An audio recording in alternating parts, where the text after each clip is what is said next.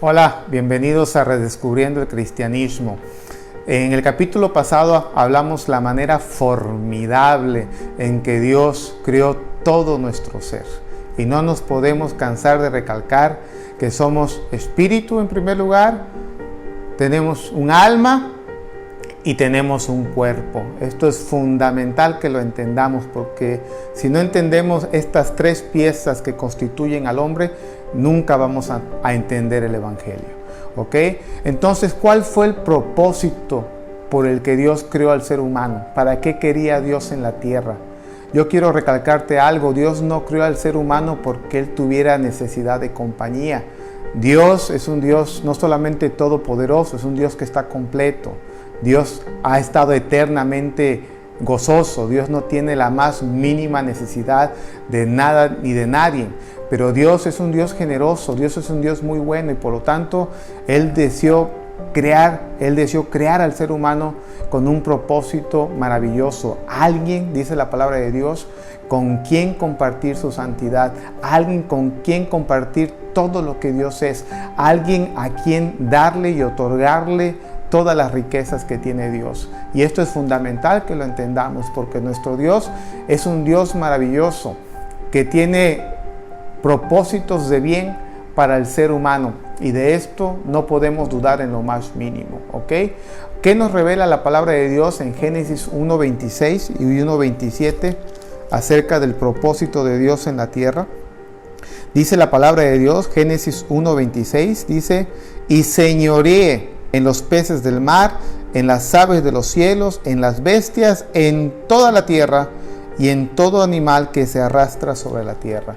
Uno de los propósitos principales por los cuales Dios formó al hombre es que el hombre iba a reinar sobre toda la tierra y sobre toda criatura creada aquí en la tierra. Pero eso no lo era todo.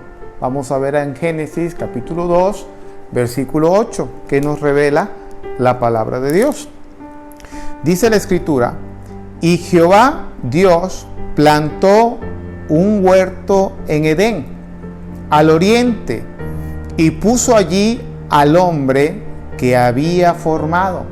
En el original, y usted lo puede checar en la famosa concordancia del Strong, literalmente dice: y Jehová Dios había plantado un huerto en el Edén.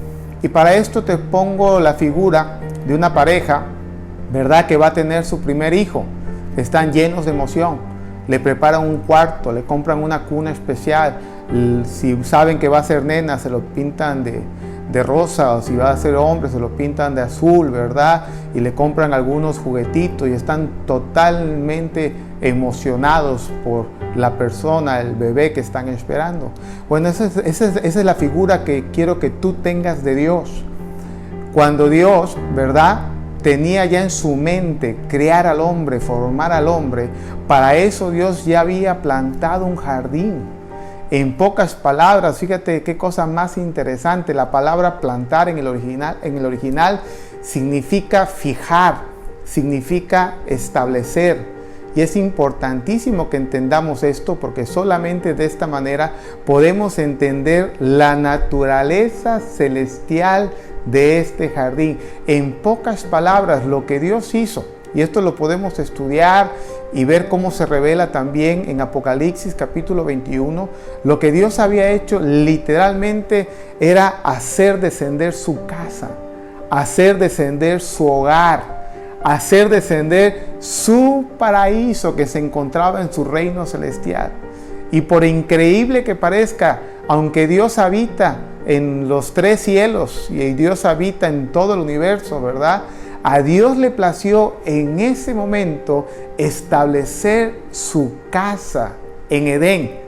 Por eso dice la Biblia que Dios plantó el jardín en Edén. El Edén ya estaba ahí, pero Dios ahí hizo descender su casa, un lugar perfecto, lleno de todos seres angelicales y espirituales, como serafines, querubines, ángeles, y esto lo vamos a ver más adelante. No era un jardín cualquiera. Cuando este jardín desciende, Dios hace crecer árboles frutales realmente maravillosos. Pero no puedo cansarme de enfatizar que lo que Dios había preparado para el hombre era su propia casa. Y esto es algo fundamental, porque siempre el deseo de Dios ha sido que el hombre habite en su casa. Estaba como diciendo, ok, Adán, vas a reinar sobre toda la tierra, pero no vas a reinar solo. Yo voy a estar contigo, yo soy tu padre, yo te voy a enseñar. Fíjate qué figura más maravillosa. Adán fue el único bebé, por así decirlo, que nació ya todo desarrollado, ¿verdad? Pero en cuanto se convirtió en un ser viviente, ¿verdad? Dios lo agarró de la mano, ¿verdad? Porque Adán no fue formado dentro del jardín. Adán fue formado afuera del jardín. Prácticamente Dios lo agarró de la mano y le dijo, ok, Adán, fuiste formado en la tierra, pero es tiempo de que nos vayamos a casa, ¿verdad? Y entonces dice la palabra de Dios que Dios lo pone en el jardín, Dios lo pone en su casa.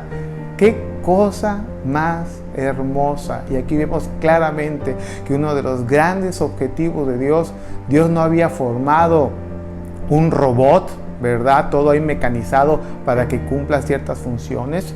No, Dios había formado un hijo.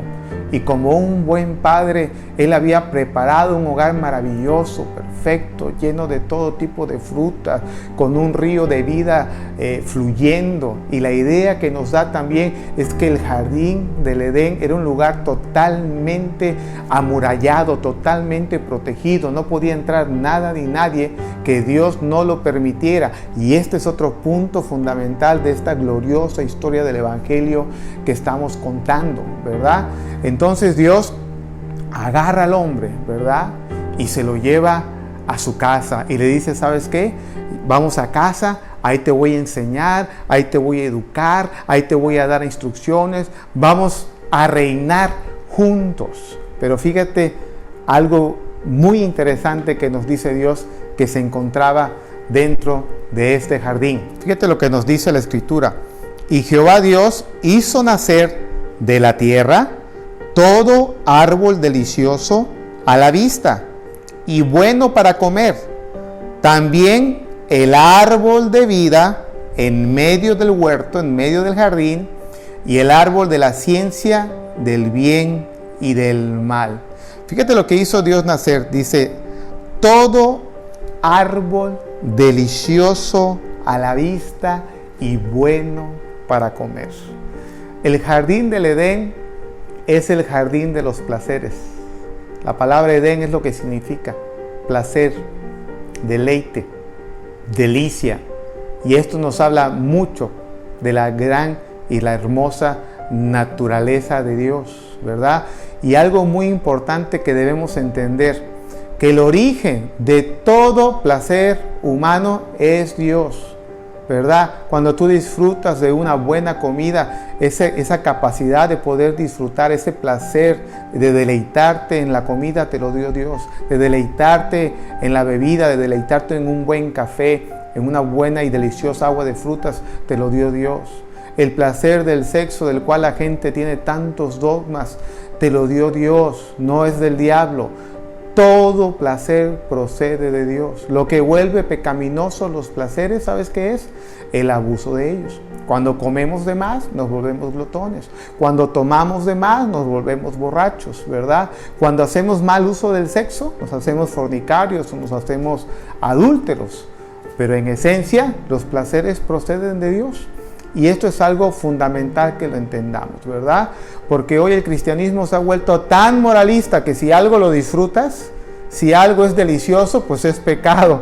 Y eso es una gran mentira del diablo. Dios nos ha dado, dice la Escritura, todas las cosas en abundancia para que nosotros disfrutemos de ella. Y esto es un excelente paréntesis que debe dejar muy claro. Dios hizo un mundo para que disfrutemos de él.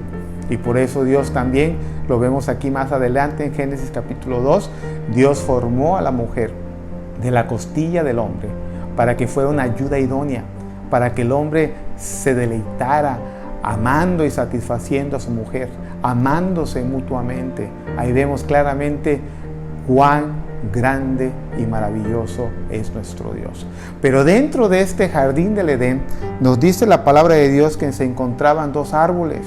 Y aquí podemos ver la naturaleza celestial de este jardín. y podemos ver claramente que el jardín del Edén no era nada más de una naturaleza terrenal, sino sobre todo de una naturaleza celestial. Se encontraban dos árboles. Dice que se encontraba el árbol de vida en medio del huerto y el árbol de la ciencia del bien y del mal. Imagínate, dentro de todo este maravilloso jardín, que lo cruzaba un hermoso río de agua viva, ¿verdad? En este jardín que era la casa de Dios, ¿verdad? Dentro de todo eso, exactamente en medio, se encontraba el árbol de la vida y del otro lado el árbol del bien y del mal.